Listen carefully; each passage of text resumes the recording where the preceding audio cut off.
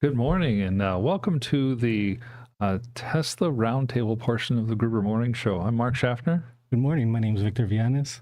and we're actually doing this filming on Monday afternoon and not Tuesday It's morning not today. morning, no. That feels weird.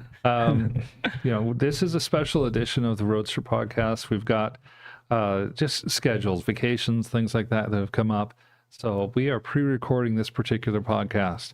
We would like and just really ask that you send us your questions, give us your comments. At our next podcast, we will definitely go through those questions and comments, whether you're posting them on X or X or Twitter, same thing. Facebook, YouTube, Instagram, or any of our other platforms. So with that, Victor, I know that you're the one that's kind of gonna, as our general manager over at Gruber Motors, you've got a couple of topics for us today. Now that it's getting hot outside. Oh yeah. Take a look at that Roadster that we got in the background. That's a remarkable Roadster. I like that. No hood veins. That was no hood veins. Whoever's gonna sit in those seats, got to be skinny. And it's gonna get burned too. There's 3 seats. Oh yeah, I didn't see that. There you go. But that's AI does that. They make these beautiful looking cars, but they're not always completely accurate. Still, it's a great look. That sky looks exactly like a desert sun here in Arizona. It feels hot too. Yes, it sure does. Question. Yeah. Are you guys ready for the heat? Because I heard that we're gonna have a excessive heat warning, I think, by the end of the week. Yes. Wednesday, Thursday, Friday, we're gonna potentially hit 110 degrees already. I thought Deer Valley already issued one. Really? The Deer Valley Airport, their weather station over there. Yeah, they did. Yeah. So are you ready, Aaron? No.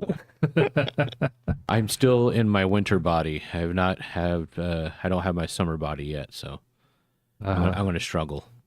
How about you, Jesse?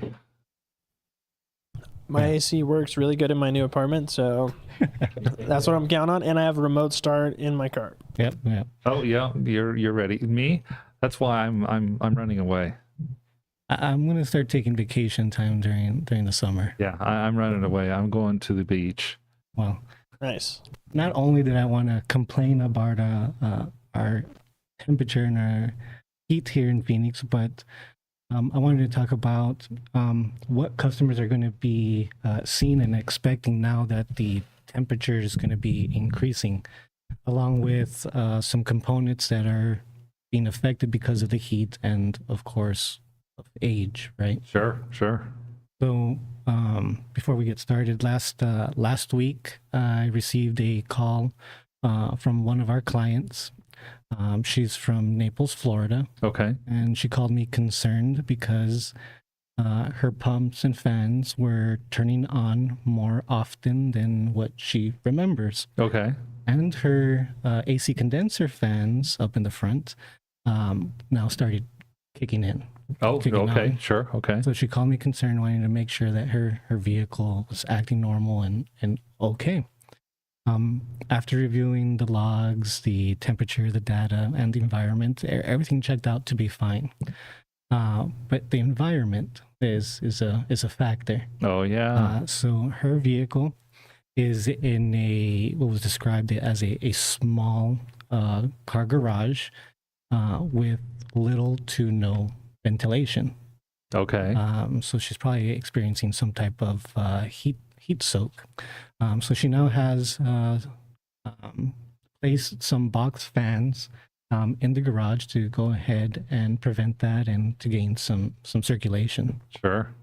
And I don't know if you started to see that in your vehicle. I don't know if you store it in a garage but I store my Model S in a garage, a single car garage, and it as well started to have the fan start activating. So I'm keeping the garage door a little cracked during the nighttime.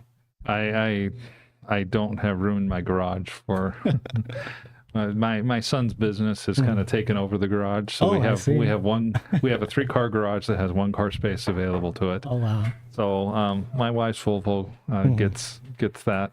Now the good thing about her car then, of course, is we do have cooling in the garage. Where Arizona, that's what we do. For my car, Yeah, I learned last summer, even with a Model S, if the car thinks it's getting too hot, it always preserves itself before the humans inside the car. Right. And the Roadster's the same way. Right. And so we would be traveling down the road in our Model S, and we would and the air would like turn off, and we were dying. We were, it's 110 outside, and the air conditioning just went out. And well, I learned pretty quickly the air conditioning didn't go out; it was just rerouting to the battery to help keep the battery cool. Right. And that was one of those main reasons why our client was concerned, because she's used to the fans and the pumps running, but not usually the HVAC fans, the AC condenser fans up in the front hood vanes. So it turned out to be just an environment issue where the vehicle is being stored in a small contained area with little to no ventilation and needs some circulation to be able to kind of further breathe. Sure. Plus, her vehicle was at Gruber Motors last year for service and had her thermal management system, which is pumps, fans, and the HVAC system serviced and recharged, just recently overhauled. So her vehicle was acting as it should and ready to battle the summer heat. Yeah, and it's definitely a battle in these Tesla Roadsters. So for your Roadster owners, you will start to see fans and pumps kick on more often than they should, and that's just to go ahead and preserve the PEM and battery at operating temperature.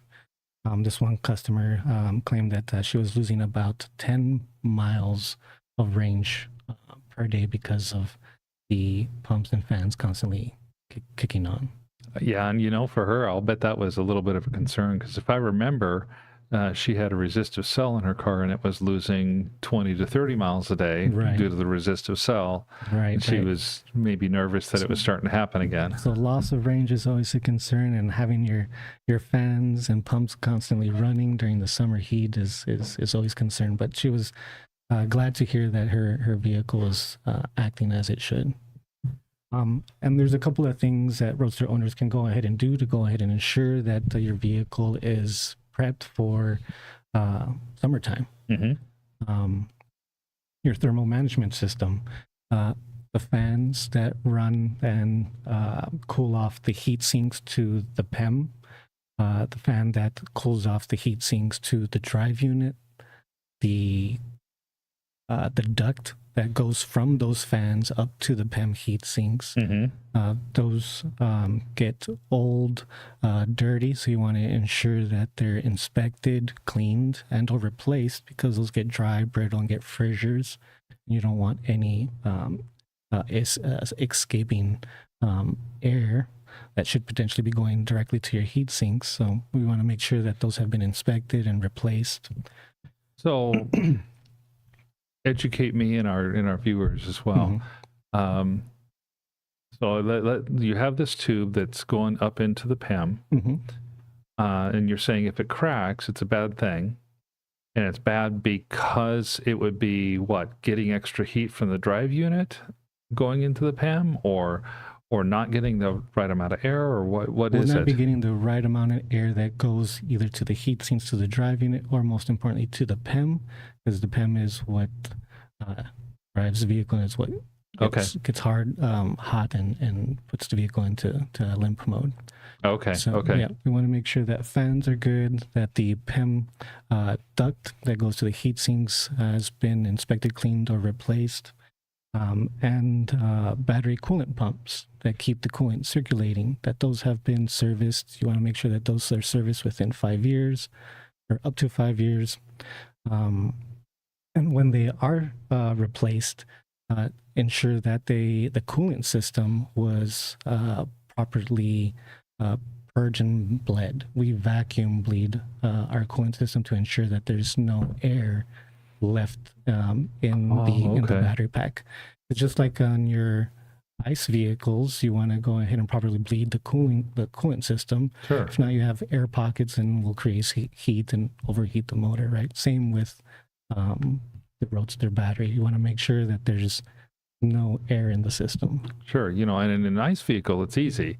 You start fill up your radiator, Run the pump. run the engine for 30 seconds or a minute or whatever, and that circulates everything through, and you hear the gurgle and bubbles and stuff. And once those gurgles and bubbles are kind of gone, you shut it down and rinse and repeat. Kind of, you fill it, you fill your radiator back up with fluid, and then you run it again, and within 1 or 2 cycles, you're bled. You've got all the air out, and the coolant is just there. And you would hope that all the air would be out, especially when on the EVs, but we've seen differently. We've seen where there's still pockets of air still stored away if it's done the manual way versus a vacuum bleeding. Interesting. And now, is that possibly because the battery packs the top of the battery pack sits so high in that car compared to everything else? I think it's just the structure of the battery on the water jackets on how they go through each sheet. Okay, that makes sense. So if the coolant pumps have been replaced, that it's properly bled. Also the HVAC system, that it's inspected, ensured that pressures are correct, and that there's no leaks, that's been serviced and recharged. So those are a couple of things that Roadster clients can go ahead and do to ensure that their vehicle is up to par for summertime. Okay. Air temperature. Yeah, I know here in Phoenix, I think it was last summer, Pete and I were talking about this, and he said, yeah, his garage isn't cooled, and the limiting temperature is somewhere between 140 and 145 degrees Fahrenheit. Mm-hmm. And in the middle of a summer afternoon, that garage at his house, it could get to 120 degrees plus inside the garage. So that's only about a 15 or 20 degree delta between battery limiting and ambient air temperature. So are you finding in other areas of the country people have that same issue? Oh, absolutely. Yeah, just like our customer in Florida, and some customers in Nevada, and we recommend that the trunk lid be popped open just to kind of further promote that circulation. Oh, sure. In Pete's case, he likes to go ahead and put a box fan or a floor fan up where the trunk is, with the trunk lid open, just to kind of give it that. Yeah, this helps that a little bit. Yeah. Question: you guys already started using your AC in your cars, right? I don't think it ever goes off. Yeah, same as Aaron. I live in Arizona. I grew up in the Northwest and in Alaska. I don't think my AC ever turns off during the course of the year. Well, during the summertime, I can live through high temperature, and I just started going and turning on my AC just because the car just starts getting so hot at the end of the day, right? Sure. Then it cools off and it's livable. But when you turn on your AC, you ever get that funky odor? You get that like a certain smell, almost like a musty smell. Mm-hmm. Well, I started seeing that on the Roadsters as well. Okay. And there's no cabin air filter, nothing like that. What happens is there's a duct that goes from the AC compressor into the cabin, and that as well gets dirty, gets fissures, dirt and grime get in. They're being held on by plastic zip ties. But what we've started seeing, and actually I think I have an example here. This is the duct that goes from the compressor into the cabin, and you can start seeing that there's some rust and corrosion starting to happen because of the internal bands of what the duct is manufactured from. And is this like a PVC or a plastic type or a cloth type of ducting? So these are an item that we're now starting to see that have aged, gotten brittle, and are starting to replace. Now, when we replace them with a much more robust, heavy-duty, rubber-insulated duct Oh, kind of nice. prevent from that rust and corrosion, and so it has a longer lifespan. And also, we use stainless steel clamps rather than the OEM zip ties that the car originally comes with, just so you don't lose none of that. The HVAC system for the Roadster is not the greatest, especially for the driver. Sure. And you don't want to be you don't want to be losing any of that valuable cold air Oh, sure. because of an old duct. $150,000 car put together and held together with zip ties. Yes, so that's one of the items that that you really don't think of, that we're starting to go ahead and service and improve and clean Makes out as sense. well. Last week we talked about switch packs and how they're starting to be affected because of age and heat, because they sit under the front windshield underneath the dash, and we're doing our best to make improvements by wrapping them in high temperature reflectant foil. Well, we're also starting to see components in the high voltage battery pack that are also starting to age and be affected, of course, by heat and temperature. Oh, okay. Okay. So when a Roadster comes in and the battery pack needs to be extracted, either because of a resistive cell or a pop rivet issue, whatever the case is, the battery pack gets fully inspected. All of its internal components get inspected and tested. So meaning the APS, the auxiliary power supply, the BSM, the battery safety monitoring boards, the contactors, relays, fuses, all of that gets inspected, and we're now starting to see certain components that are regularly failing and needing to be replaced. And I brought some examples here too as well. Give me a second. So while you're grabbing that example, it reminds me, switch packs is a fairly recent issue. I think we saw our first one fail, 2 years ago is all, or less? 2 years, yeah. Yeah, that's what I was thinking. Just recently, we started seeing an influx in switch pack related issues. So it truly is one of those things that it just is happening with age. It's outside of any normal warranty. That even if this had been a warranty car for 8 years, this would have been outside of that kind of warranty, because these are 14 and 15-year-old cars. And they tend to pop up even more now with the heat. And that's another reason why we store and keep all of our vehicles inside, to protect them from the temperatures here in Arizona. Sure. And Even though we have to deal with high temperature, we have our vehicles inside and further protected. Yeah, makes sense. But here are a couple of components. Here's a relay, a pre-charge relay that we started seeing that is starting to go bad. Watch, it's invisible. Oh, yeah. It's green. Maybe if we go like this instead. Movie magic. Yes, movie magic is still... So relays, also contactors, also components that have cycle life as well. And heat doesn't treat these good. And if you notice, relays, contactors, this is a component that comes out of the PEM as well. Okay. And is a component that gets removed and replaced with a new one upon a PEM overhaul. So these are parts in many cases that we have been able to source then from other third-party vendors. Yep. So when you think about, I'm going to have my PEM overhauled because there's internal components that have wear, air, and aged.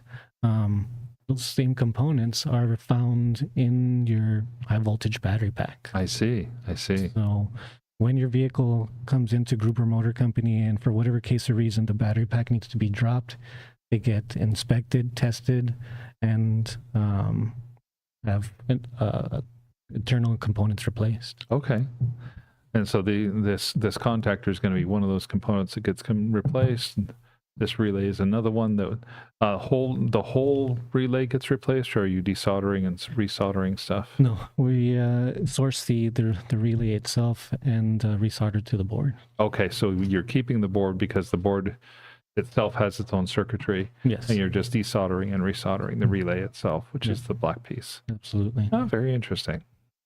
And not only, I mean, I have a couple of components here that I was able to bring into the podcast, but the Roadster sheets themselves, you can see how the plastic clamshell is starting to age and get brittle.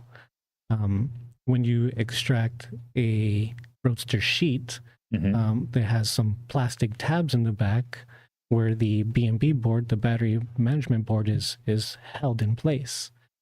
We have to treat those with, we have to be extra delicate because they're brittle now. And they okay. commonly break, and that's what holds down the B&B boards. So again, just components that are just aging with time, aging with heat, that we're starting to see service and replace and further advise our clients. Sure, and that makes sense. You know, these we've heard several times in the past that these batteries had an original expected service life of about 10 years. Yeah. And you know, They've surpassed that promise. yeah, the very newest of the Roadsters are 12 to 13 years old. Most Roadsters are between 14 and 16 years old. Yeah, so that's kind of why I wanted to go ahead and further educate our customers, because it's not just resistive cells, it's not just pop rivet and bleed scan issues. There are internal components that are wearing and tearing. The APS, you know, it's a component that we extract to go ahead and further test to ensure that there's a good load on it before it gets reassembled and put back. It's a lot of labor to go ahead and extract a Roadster pack and to reinstall in order for a component to fail. So if and when your vehicle is here and it's here because of a resistive cell, have some peace of mind that not only are we going to go ahead and assess the resistive cell, but we're also going to go ahead and review the vehicle in its entirety and provide recommendations to further service. Oh, sure, vehicle. because it's so much less expensive to bring the car here once, drop the pack once, and take care of whatever issues there are, than it is to bring the car here 2 or 3 or 4 times and take care of individual issues each time. Yeah. I'm sure that the customers are much more appreciative of that, and if they decide not to do it, they have full disclosure. They know what kind of risk they're taking. Yeah, I'd hate for a battery pack to be repaired due to a resistive cell and go back to the East Coast and have it fail because of a contactor that wasn't easily replaced. But yeah, we don't have tunnel vision. You know, a lot of our Model S3X, our sexy customers, they come in and say, "Oh, well, I had my brakes done, and now I'm hearing some noise from the shocks." When we perform a service, not only are we focused on that service, but everything surrounding it to ensure that the customer is fully aware. Because we've had some customers where they've had brakes done, and there's a shock bolt missing. Oh man! It's like, how was that missed? And Holy better question, cow. how did that come loose, right? Yeah. You know, driving down the road and I go to take a corner and all of a sudden my whole tire kind of comes apart. Yeah. So when your vehicle is here, rest assured that it's fully reviewed, inspected, and that way we can go ahead and provide the correct recommendations. Makes a lot of sense. If anyone has any questions, any concerns, is interested in any services, please feel free to give us a call or email us at ev@gruber.com. Perfect. Wonderful. Are there any other things that are heat related that the Roadsters have? One thing I think it might be fairly important is make sure your tires have been replaced within the past 5 years, Sure. 4 years. I mean, really, we've seen some tires that are as old as the car. Oh man, that can be a dangerous situation. The tires get hot. Um, the heat on the roads and in the high temperatures makes it worse. And this is not unique to Roadsters. This is, in fact, it's not even unique to Tesla. Electric vehicles are hard on tires. Yeah, all that weight. And yeah, with all that weight, they're hard on tires, and that's the last thing you'd want to have is somebody. You would hope that they were taken off from a stop when their tire blows, because at least then they're not going that fast. And most of the times it can create damage to the car, damage to another car. Yeah. If you have a blowout. So for the customers that have their vehicle serviced by Gruber, when it comes time to doing the road test, if the tires aren't up to spec or up to par, we hold off on the driving. We reach out to the customer, recommend tires, and or we place our own set of tires to be able to go ahead and continue moving forward and testing, so we don't have any delays. Yeah, that makes sense. That's a good idea for us to be able to do that. Yep. Well, thank you, Victor. I appreciate that. Extra tips and tricks about dealing with the heat. I know these are specific Roadster tips and tricks, but we see a lot of that with the other cars as well. I know for my Model S, now that we've got the hot temperatures, I'm fortunate. I have access to a charger while I'm here at work. And so I do have a tendency to plug the car in, go ahead and turn on the cabin air conditioning, at least on the Model S. That actually helps to condition the battery during the day as well. Yeah, I'm going to have to play with that setting, because I think I usually turn that off. Anything that's going to consume more energy, I usually turn it off. Yeah, if I'm plugged in, I leave it on, because nothing quite like getting into a nice cool cabin. Yeah, no, absolutely. So, anything else for us today? No, I think that's all I have for. Well, I appreciate you taking the time, and I know you're going to be here with us one more time, and then we'll be back with Pete. And but again, good tips and tricks. Thank you for the time today. Thank you, guys. So we will be back again next week. We will do another pre-recorded, and we'll answer questions. We'll have some new topics out, kind of keep them condensed like we have here. Come with those questions. And then in a couple weeks, we'll be back to the live podcasts. Look forward to seeing everybody at that point in time. Take care, everyone. Stay safe.